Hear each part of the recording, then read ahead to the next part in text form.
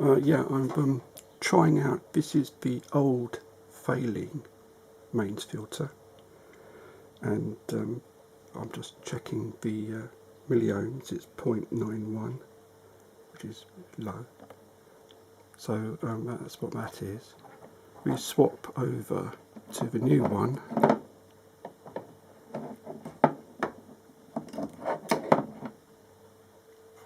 We've got 2.16, and this particular one is rated at 2.2, so it's very close to expected.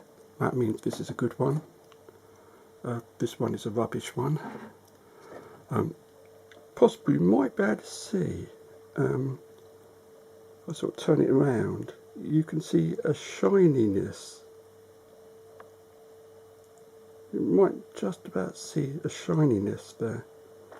And believe me, that is all sticky, gooey stuff that has come out of the device.